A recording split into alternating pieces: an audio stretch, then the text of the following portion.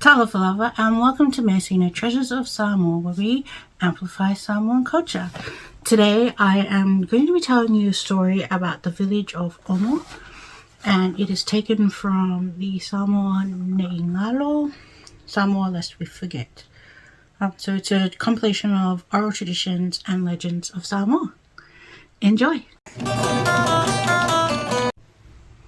So in this story, the villages of Samoa used to be located on the coastlines of Samoa, and then gradually people would make their way inland. And so this story is talking about that graduation from being coastal to moving inland.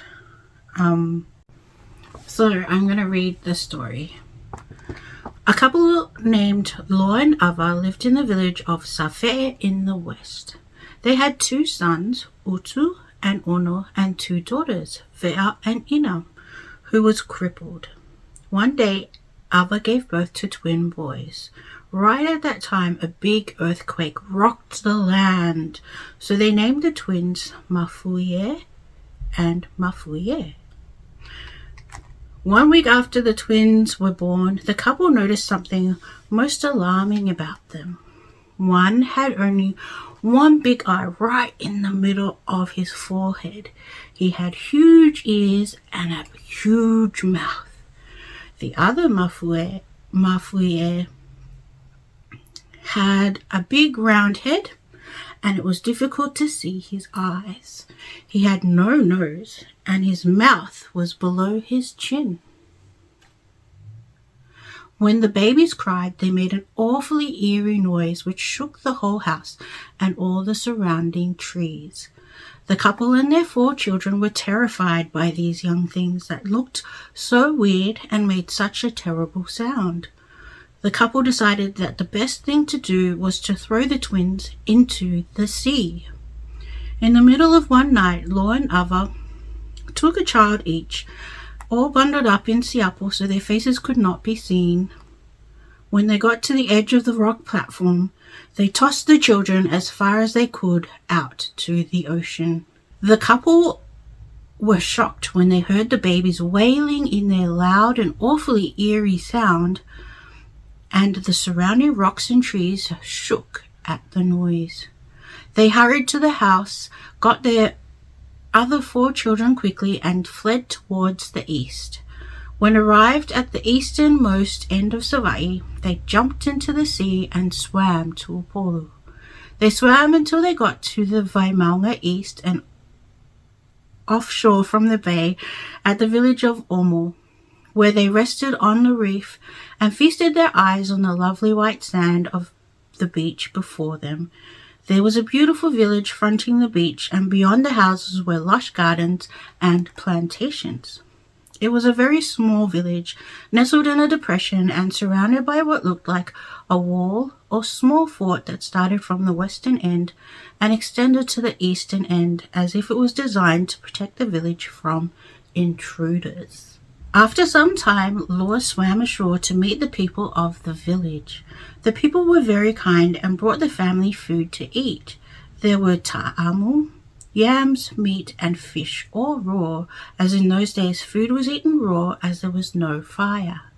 The people also bathed in the sea and drank sea water, as there was no fresh water in the village. The people of the village talked with Loa and Ava, and it was decided that Utu and Ono would go to the forest and start a plantation for the family. Loa and Ava would stay on the reef so Utu and Ono could keep an eye on them and make sure they and their sisters were safe. Loa asked the villagers if they could build an enclosure on the reef so that Ina would not go off into the deep ocean side in case she drowned. So Ina stayed in her enclosure, and Ava and Loa collected all kinds of seafood to feed her. It turned out that Ina's favorite was the sea urchin, so Ava and Ve'a collected the sea urchins and gave them to Ina, who would break them herself and eat them. Loa now kept an alert watch in case they were attacked by possible enemies. One day Loa heard Ava groaning. Then he saw what she had seen. Mafui and Mafui were approaching and were very close to the reef. Loa was so taken by surprise that he turned to a rock. Papa Loa. Ava had turned into a reef opening as she was groaning, and that was now the place called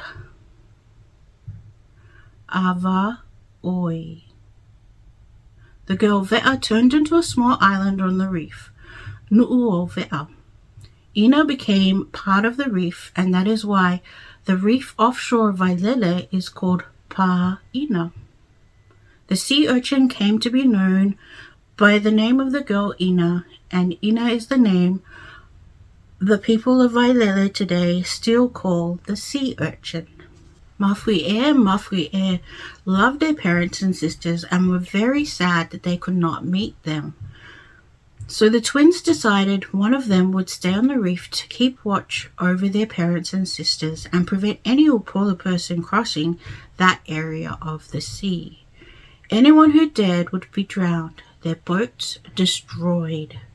This Mafui, who could also take the form of an octopus, now blocked the reef, blocking the reef opening, and the people of Upolu no longer could travel in their boats as they had used to. The people called him the man-eater of the sea, Tangifa Ole Sami. The people of Omo were told not to let any Upolu person enter their lands or stay in their village. The other Mafui would go inland to find their brothers Utu and Ono. Utu and Ono had watched the arrival of Mafui, and in horror saw what was happening to their parents and sisters. When they saw the other Mafui approaching, they were also terrified that they turned into mountains.